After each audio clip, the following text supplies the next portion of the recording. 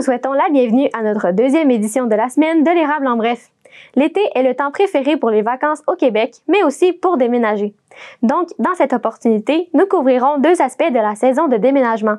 Le rôle de l'Office régional de l'habitation de l'érable pour trouver des logements pour les personnes à faible revenu et les habitants indésirables dans plusieurs nouvelles maisons, les parasites. L'Office de l'habitation de l'érable compte plusieurs bâtiments dans la région de l'érable. 2 à Plessisville, 1 à Princeville, 1 à Saint-Ferdinand, 1 à Notre-Dame-de-Lourdes, 1 à Laurierville, 1 à Saint-Pierre-Baptiste et 1 à Lister. Ils sont destinés à des familles et personnes âgées avec une situation financière difficile. Cependant, les logements sont à leur pleine capacité. Nous discuterons avec la directrice de l'Office régional de l'habitation de l'érable, Mme France Pellerin, sur la pénurie de logements abordables dans la région, les solutions offertes, les programmes provinciaux, régionaux et municipaux pour financer l'accès à ces résidences. Dans la deuxième partie de l'émission, nous discuterons avec une experte en gestion parasitaire et propriétaire de la firme MBM Gestion Parasitaire, Mme Hélène Bouchard, sur les défis que présentent quelques nouveaux appartements loués cet été, les parasites. Que ce soit des punaises de lit ou des coquerelles, il y a toujours de recommandations à tenir en compte avant ou après le déménagement pendant l'été. Nous commençons par le premier sujet, la difficulté d'accès aux logements abordables ou subventionnés dans la région de l'érable. Bonjour. L'été, c'est la session de déménagement au Québec. C'est pour ça qu'aujourd'hui, on va parler avec la directrice de l'Office d'habitation de l'érable, Mme France Pellerin, pour nous renseigner sur ce sujet. Bonjour, Mme France. Bonjour. Bon, on va commencer pour parler. Qu'est-ce qu'il fait l'Office de l'habitation de l'érable? L'Office régional d'habitation de l'érable est un organisme de location de logements et d'aide au paiement de logements pour les gens là, qui sont à faible revenu. Quels sont les services que vous offrez dans l'Office de l'habitation de l'érable? Comme je vous ai mentionné, ce sont des services de location de logement ou d'aide au paiement du logement par des subventions. Type de subvention qui peut ressembler au programme Allocation Logement du gouvernement. Donc, il faut comprendre que l'Office d'habitation de l'érable est un organisme qui relève de la Société d'habitation du Québec. Les immeubles dont nous avons la gestion appartiennent au gouvernement, à la SHQ. On va parler sur un service qui s'appelle Habitation à loyer modéré. De quoi il s'agit ça? Une habitation à loyer modique plutôt que modéré, c'est justement, je vous parlais des 8 bâtiments qu'on a. Donc, habitation loyer modique pour l'acronyme HLM. Un HLM est un bâtiment dans lequel les logements sont à un coût en fonction des revenus de la personne. Donc, on va calculer que 25% des revenus doivent servir à payer le loyer de la personne. Et à chaque année, on refait les calculs selon les rapports d'impôts et avis de cotisation qui nous sont fournis par les gens. Et ça fait en sorte que le coût du loyer va être accessible pour les gens qui habitent chez nous. Madame Pellerin, est-ce que vous avez des résidences disponibles pour les personnes âgées et les familles dans la MRC de l'érable et combien plus ou moins? Oui, nous avons des logements. Actuellement, ce qu'il me reste de disponible, c'est seulement un logement pour personnes âgées. C'est tout ce que j'ai disponible. Donc, sur 126 logements, j'ai un logement là, qui va être disponible là, sous peu à partir du 1er août pour la location. Il était en rénovation. Donc, on n'a vraiment pas de logement. C'est sûr qu'avec la pénurie de logements qu'on voit, ce serait plutôt difficile d'avoir des logements vacants. À propos de ça, quelle est la situation des logements dans la région, Mme Pellerin? Est-ce qu'on peut parler de pénurie de logements, d'un impact sur les prix des loyers? Il y a effectivement une pénurie de logements. Donc, si vous vous promenez là, dans les municipalités, très rare qu'on va voir un logement affiché à louer. Donc, oui, ça vient aussi jouer un peu sur le coût du loyer. L'offre et la demande, elle est là. Et quels sont les critères d'admissibilité pour vos programmes, pour les programmes de l'Office de l'habitation de l'érable? Donc, les critères d'admissibilité, il faut être une personne à faible revenu. Donc, une personne seule, ses revenus maximum doivent être de 23 500. Ensuite, on va évaluer le coût du loyer. On va évaluer quels sont les biens possédés par la personne aussi. Il y a un maximum au niveau des placements qu'une personne peut posséder qui fait que tu es admissible ou non à nos programmes. Madame Pellerine, où est-ce qu'on peut trouver les immeubles dans la MRC de l'Érable? Oui. Donc, on a des bâtiments dans 7 municipalités. On a un immeuble pour personnes âgées à Laurierville. On en a un à Lister pour personnes âgées, Saint-Pierre-Baptiste pour personnes âgées, Saint-Ferdinand, qui est un immeuble pour personnes âgées, Notre-Dame-de-Lourdes, qui est personnes âgées et familles. On a aussi un bâtiment à Princeville, qui est pour personnes âgées. Plessisville, on en a un pour personnes âgées et on a un bâtiment pour les familles. À ça s'ajoute aussi le programme de supplément au loyer. Je vous en ai parlé tout à l'heure. Ce sont des subventions qui servent à aider les gens à payer le loyer. Donc, ces subventions-là, on en a à Princeville et à Plessisville et on a aussi une à Lister.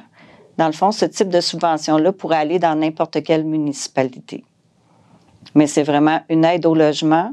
C'est une entente qu'on prend avec le propriétaire dans laquelle on s'engage à payer la différence du loyer que la locataire ou le locataire ne peut pas payer, qui est au-delà de son 25 % de part à payer. Et est-ce qu'on peut parler un peu sur les plateformes de revenus déterminant les besoins impérieux?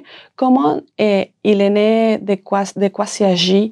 Et est-ce que ça aussi est relié à les critères d'admissibilité? Oui. Le PRBI, dans les faits, c'est la Société d'habitation du Québec qui détermine le PRBI. De quelle façon c'est déterminé, je ne le sais pas. Par contre, les immeubles appartenant à la Société d'habitation du Québec, c'est eux qui déterminent tous les critères dont je vous ai parlé. On parlait aussi de nos immeubles. On a des immeubles pour famille et des immeubles pour personnes âgées. Donc, pour habiter un immeuble pour personnes âgées, dépendamment du bâtiment, c'est en moyenne 55 ans et plus. Je ne pourrais pas arriver à mettre une personne seule de 30 ans dans un immeuble personne âgée. Fait que c'est une façon d'attribuer nos logements aussi. Et quand on parle de logement famille, les gens qui arrivent chez nous, ce sont des familles ou des femmes seules ou des hommes seuls avec des enfants. Donc, on a des 3,5, des 4,5, 5,5 pour nos familles. Et c'est une façon là, de déterminer les critères. Au niveau du PRBI, pour y revenir, si on parle d'une famille, à ce moment-là, c'est plus autour de 30 000 les revenus qui sont permis. Et par rapport à vos programmes d'hébergement, comment est-ce qu'ils sont financés et selon les types d'hébergement? Nous, au niveau de l'Office d'habitation, tous nos logements et subventions sont financés par le gouvernement à 90 % et il y a toujours une participation des municipalités de 10 %.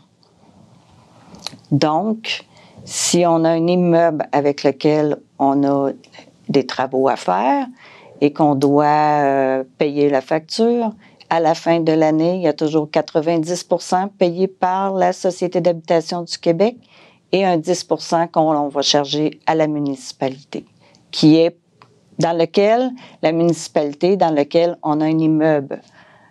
Par exemple, à Plessisville, on a un immeuble pour personnes âgées et on a un immeuble pour famille. À la fin de l'année, la municipalité va payer son 10 % du déficit de nos immeubles.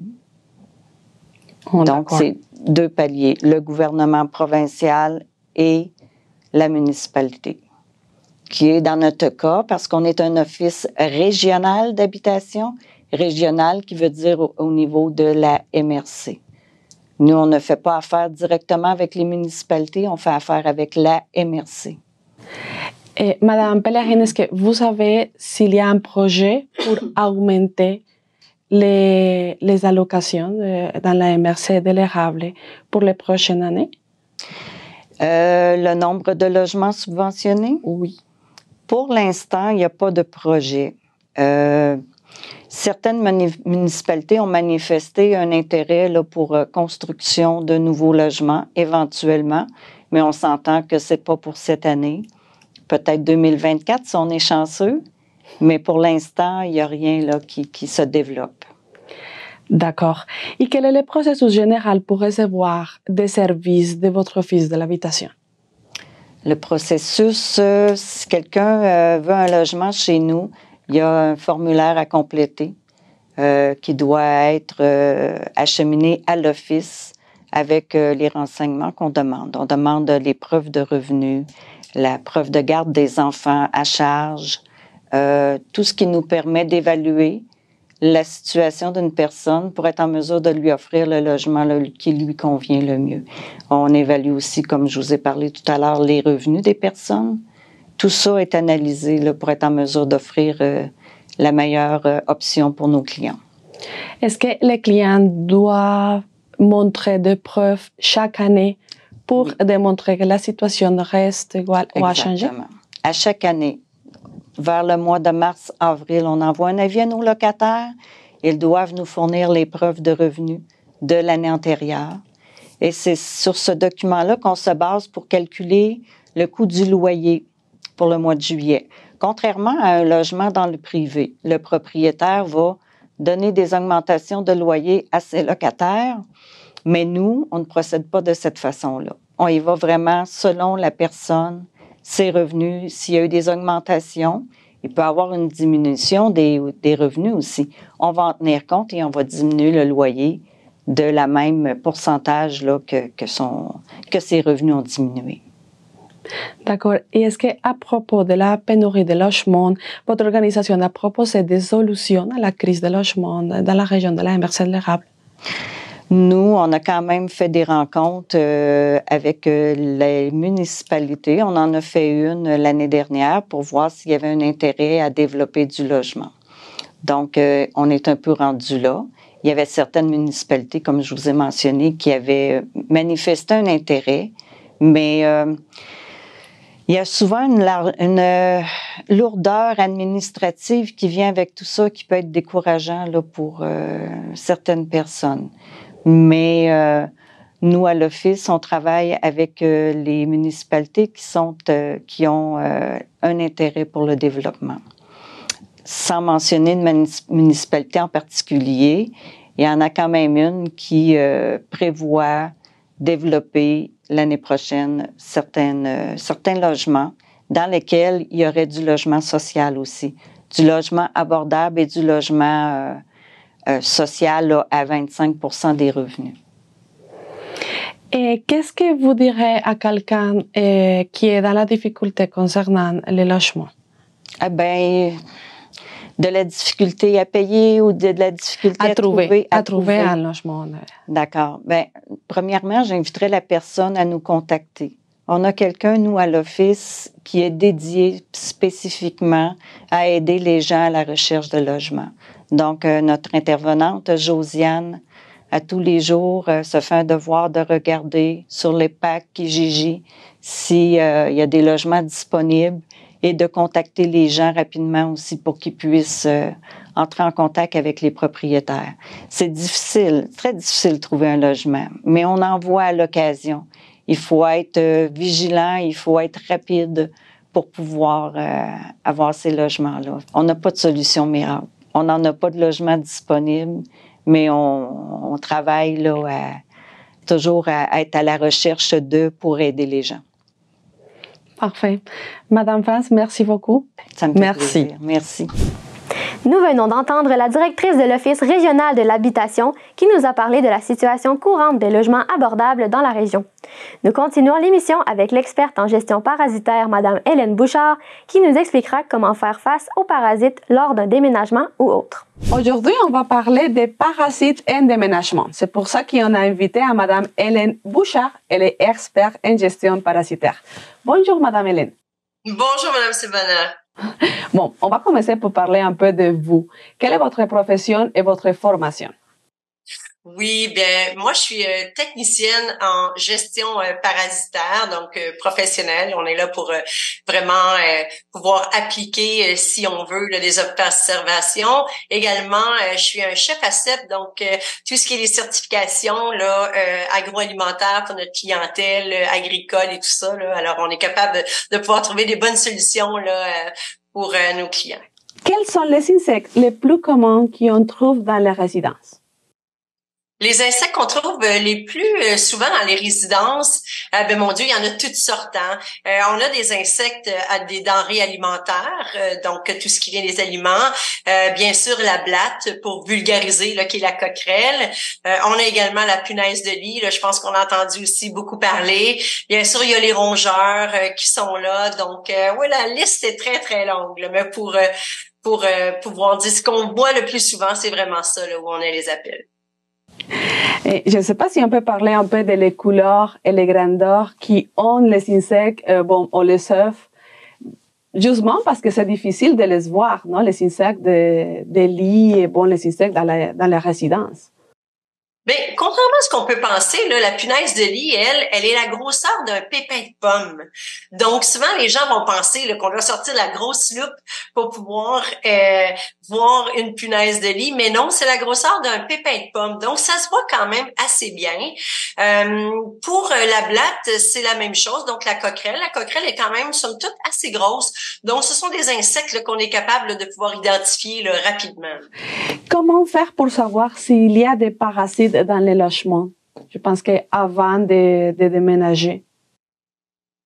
Oui, mais une bonne chose, souvent on va faire le tour de nos appartements, on va aller visiter les lieux avant de signer un bail, si je peux me permettre. Donc lorsque c'est possible, bien à ce moment-là, essayez de voir, demandez si vous pouvez aller voir en dessous du lavabo là, de cuisine, parce que la coquerelle, la blatte, va aller se loger dans des endroits très sombres. Et comme c'est un insecte de structure, c'est vraiment au niveau en dessous des lavabos.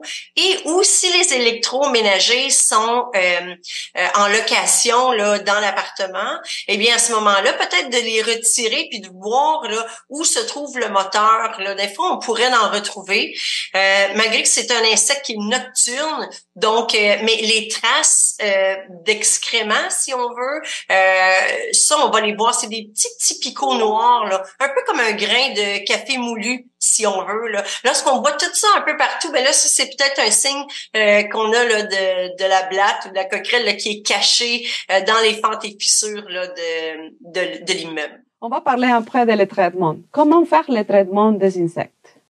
Oui. Ben pour faire un traitement si on parle vraiment de punaise de lit et de blatte, donc de coquerelle, faut toujours faire affaire avec un professionnel de la gestion parasitaire. Pourquoi? Parce que les produits qui sont en vente libre dans les magasins de grande surface, eh bien, ce sont des répulsifs. Ce sont des produits qui n'ont pas de résiduel. Donc, c'est sûr que si vous mettez un produit directement sur la punaise de lit et ou sur de la blatte, eh bien, à ce moment-là, vous allez la tuer. Mais ça va pas résoudre le problème puisque ces insectes-là se cachent dans des fentes et fissures de l'épaisseur d'une carte de crédit. Là. Donc, imaginez, c'est très petit. Et si vous mettez un produit que vous pouvez acheter dans un magasin de grande surface, eh bien, à ce moment-là, comme ce sont des répulsifs, on va propager, si on veut, l'infestation au lieu de la contrôler.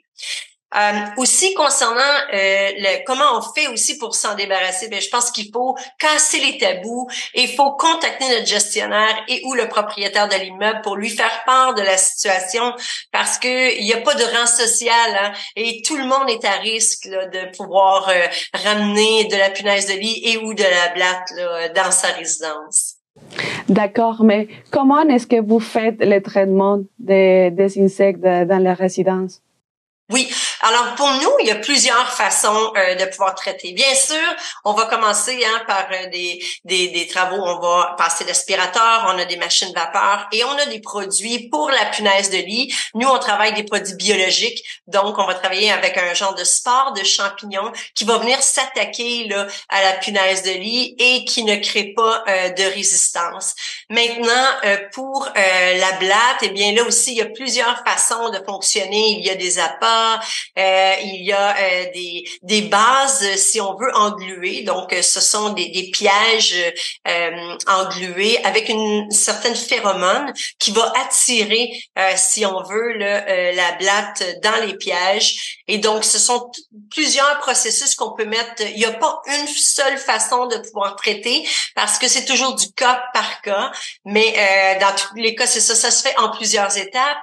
Et c'est pour la blatte, au moins 2 traitements seront nécessaires là, pour arriver à résoudre une situation de blatte, parce qu'il n'y a aucun produit qui existe présentement pour pouvoir détruire les œufs. Alors là où la résistance se crée, c'est vraiment au niveau des œufs. Et donc, pour cette raison-là, on doit retourner au minimum, c'est toujours 2 interventions complètes pour pouvoir éradiquer une problématique de blatte. Et bien sûr, la collaboration des occupants avec une bonne préparation des lieux avant doit être fait là, pour avoir un succès d'intervention. Alors, on peut dire que la plupart des cas, les gens doivent déménager pendant le processus de... Pas du tout. Ils doivent pas déménager. Mais bien sûr, il y aura un délai où ils ne pourront pas être là et ce délai-là va varier entre 2 heures et 6 heures. Mais là aussi, ça peut être un peu plus long selon l'état de santé. Je vous donne comme par exemple une femme enceinte et ou des gens qui auraient à subir là des traitements là pour des maladies telles que le cancer. Alors à ce moment-là, on va donner des délais de sortir d'au moins 24 heures. Mais sinon, les délais de sortir de la maison varient entre 2 heures et 6 heures là, pour des cas typiques normaux. Est-ce que vous voyez que les locataires demandent aux propriétaires de la maison, de la résidence, de traiter les insectes avant ou après de déménager? Généralement, on va traiter quand les gens ont déjà déménagé parce que souvent les gens ne l'ont pas vu avant. Il y a certains propriétaires, par contre, maintenant qui vont donner un certificat, si on veut, que les lieux ont été inspectés. Alors, c'est comme une genre de protection pour eux où ils peuvent se dire, bah écoutez, moi j'ai fait inspecter, il y avait rien. Puis là, la personne arrive, je vous donne l'exemple, elle a rapporté de la blatte et ou de la punaise de lit sans le savoir. Ben là, maintenant qu'elle est déjà installée, va juste falloir qu'elle remette certaines choses dans des sacs fermés hermétiquement et ou des bacs là, pour que le traitement puisse se faire en toute sécurité là, pour toutes les gens toutes les gens qui habitent l'appartement. Et comment est-ce que les locataires peuvent prévenir que les insectes habitent ou arrivent à la maison? Oui, c'est une excellente question. Comment on peut faire pour prévenir une infestation de punaise de lit et ou de blatte? Il y a plein de beaux petits trucs pour ça. Dans un premier temps, comme par exemple, si on fait livrer de la nourriture à la maison, eh bien, c'est important de faire une vérification des boîtes avant pour s'assurer qu'on n'aurait pas un no-tech, dans le fond, qui sont les œufs là de la blatte, et ou de peut-être voir une blatte tout simplement là, dans nos boîtes et ou nos fruits et légumes. Alors ça, c'est une des choses. Maintenant, pour la punaise de lit, lorsqu'on bien sûr de ne pas ramasser des objets sur la rue. Alors, si on voit un meuble qui, faut toujours se douter, lorsqu'il est en très bon état, ben faut faire attention pour ne pas le ramener ou du moins bien l'inspecter. Alors, si on achète des vêtements d'occasion, souvent on a de superbes aubaines. Eh bien, aussitôt qu'on arrive à la maison, il ne faut pas déposer nos sacs par terre, mais bien de les mettre tout de suite à la laveuse et à la sécheuse là le plus longtemps possible. Donc, ce sont tous des petites choses qu'on peut faire comme ça pour essayer de limiter l'introduction là de ces parasites-là dans nos maisons. Et dans les marchés de combat contre les insectes, et combien ça coûte le traitement? Plus ou moins des insectes. Ouais, un traitement de punaise de lit ou un traitement de blatte là, il y a pas de on peut pas c'est difficile de pouvoir le déterminer puisque c'est du cas par cas. C'est sûr que ça coûte pas 50 $ là parce que comme je vous mentionnais, il y a plusieurs étapes à suivre là. Donc c'est quelques centaines de dollars là assurément, mais encore une fois tout dépendant de la grosseur de l'immeuble, des pièces à traiter. Et Madame Hélène, Hélène, si entre nos téléspectateurs, il y a des personnes qui ont des insectes à la maison, à qui ils peuvent appeler, comment ils peuvent contacter une entreprise pour arranger les problèmes? Oui, je suis contente que vous posiez cette question-là. Quand on est pris avec une infestation de punaises de lit ou de blattes, comme je mentionnais tantôt, faire affaire avec des professionnels. Faites affaire aussi avec des professionnels qui sont membres. Il y a une association au Québec qui s'appelle AQGP, donc l'Association québécoise de la gestion parasitaire. Donc, c'est sûr que de faire affaire avec des professionnels certifiés et aussi poser des questions, hein, bien sûr, sur les garanties, sur les façons de traiter toujours. Aussi, si un locataire est pris avec une situation de parasite, peut-être que le propriétaire a déjà une entreprise avec qui là il fait affaire et qui est mandaté là pour pouvoir régler là, ces situations-là rapidement. Parfait. Merci beaucoup, Madame Hélène, pour toute l'information qui est très importante pour la communauté de l'érable. Oui, mais merci beaucoup. Merci de l'invitation. Nous avons entendu les conseils concernant la gestion des parasites dans nos résidences de Madame Hélène Bouchard et le défi pour trouver des logements à prix raisonnable avec les programmes de l'Office régional de l'habitation de l'érable. Maintenant, nous arrivons à la fin de la deuxième édition de l'émission Érable en bref de cette semaine. Si vous voulez rester informé sur ce qu'il se passe dans la MRC de l'érable, n'oubliez pas de regarder nos deux éditions de l'Érable en bref de cette semaine. Si vous voulez regarder nos émissions après leur diffusion en ondes, vous les retrouverez sur notre site internet www.tvc.org. Soyez avertis qu'en vertu du projet de loi C-18 sur les nouvelles dans les plateformes en ligne au Canada, il se peut que dans le futur, les réseaux sociaux de Facebook, Instagram et les moteurs de recherche de Google, en protestation contre la législation, décident de ne plus afficher les liens des nouvelles de la TVC et des autres médias canadiens. Par contre, le contenu de nos émissions sera encore accessible au public sur notre plateforme www.tvc.org. Nous vous attendons ici la semaine prochaine pour plus d'informations d'intérêt pour la MRC de l'érable. Au revoir.